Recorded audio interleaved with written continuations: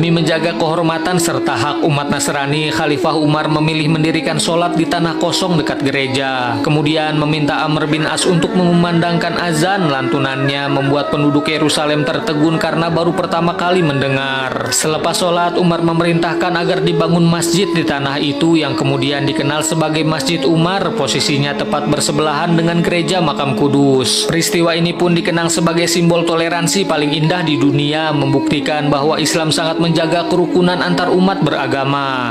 Setelah dari Yerusalem, Khalifah Umar memutuskan untuk mengunjungi Damaskus demi memastikan rakyat hidup adil di bawah kekuasaan Islam. Kedatangan Amirul Mukminin disambut dengan penuh antusias oleh rakyat serta para pemimpin wilayah termasuk Abu Ubaidah. Tiba-tiba saja Umar merasa terharu karena teringat kembali masa-masa di mana dulu saat masih muda beliau pernah datang ke Damaskus sebagai pedagang biasa. Dan sekarang Allah menakdirkannya kembali ke kota itu sebagai pemimpin umat. Kemudian sang khalifah mampir ke rumah Abu Ubaidah dan seketika tertegun melihat kondisi rumah yang begitu sederhana. Hanya ada tikar lusuh, kendi air dan sepotong roti kering, bahkan perabotannya nyaris tidak ada. Walaupun namanya tak sepopuler Khalid bin Walid, Abu Ubaidah merupakan panglima besar Islam yang sangat berjasa dalam menaklukkan banyak wilayah penting. Umar pun berkata, sungguh kesenangan dunia telah mengubah banyak orang kecuali Abu Ubaidah. Rasulullah bahkan menjulukinya sebagai Aminul Ummah atau kepercayaan umat. Abu Ubaidah bin Jarrah juga termasuk dalam golongan 10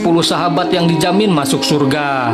Kalian tahu nggak, Khalifah Umar pernah marah besar gara-gara menganggap anaknya dapat privilege. Suatu hari ketika Umar sedang berkeliling di pasar, beliau melihat satu unta yang lebih gemuk dari unta lainnya dan lalu bertanya, unta siapakah itu? Seorang pedagang lalu menjawab kalau unta itu milik Abdullah bin Umar, putra Khalifah sendiri. Mendengar itu, Abdullah pun segera dipanggil di hadapan sang ayah. Dia menjelaskan kalau hewan itu dibeli pakai uang pribadinya. Kemudian dititipkan di padang rumput bersama ternak unta sedekah milik Baitul Mal dan juga unta milik rakyat Madinah. Jika sudah gemuk maka akan dijual dan diambil keuntungannya. Namun penjelasan putranya tak membuat Umar puas. Dengan nada tegas penuh didikan, beliau berkata, wahai putraku, saat untamu dititipkan orang-orang pasti akan bilang, beri makan unta Abdullah karena itu milik anak Amirul Mukminin. Makanya nggak heran kalau untamu lebih gemuk daripada yang lain. Jadi tanpa sadar kau telah memanfaatkan posisiku ini. Sekarang jual unta itu, ambil modalmu dan serahkan seluruh keuntungannya ke Baitul Mal. Begitulah tegasnya Khalifah Umar. Beliau tak pernah memberikan jabatan ataupun hak istimewa kepada keluarganya dalam bentuk apapun.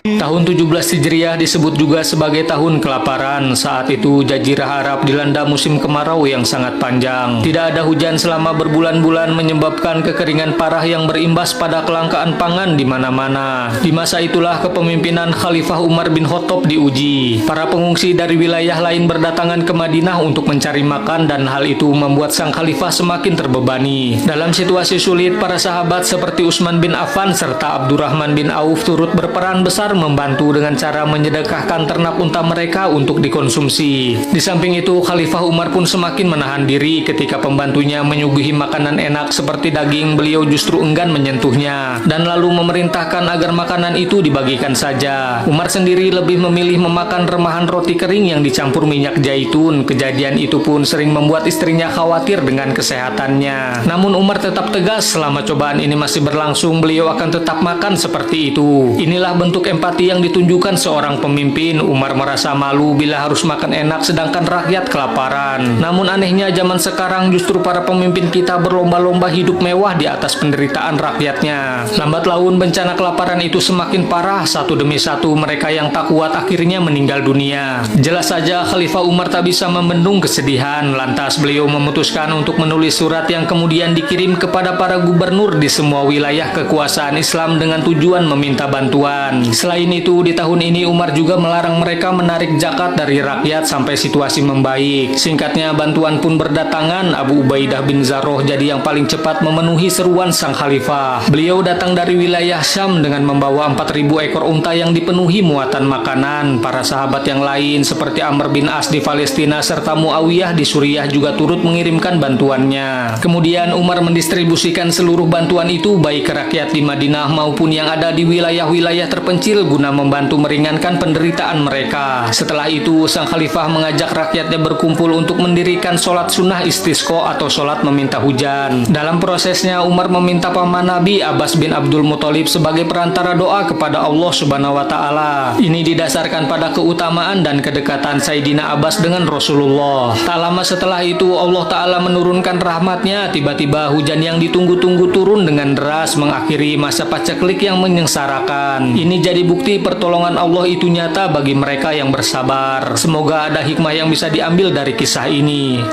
Pernah suatu ketika seorang utusan Romawi datang ke Madinah untuk menemui Khalifah Umar. Awalnya dia keheranan karena tak menemukan istana apapun di sana. Lantas dia bertanya, di mana istana raja kalian? Katanya, karena ternyata selama ini dia mengira jika pemimpin besar pastilah tinggal di istana megah seperti raja-raja mereka. Akan tetapi setelah diantar menemui Umar, utusan itu kaget karena mendapati sang khalifah justru sedang tertidur di atas pelepah kurma. Umar yang terbangun pun mempersilahkannya untuk duduk. Utusan itu lalu berkata, "Wahai Umar, sungguh engkau sangatlah ditakuti oleh seluruh kerajaan besar, tapi ternyata hanya beginilah keadaan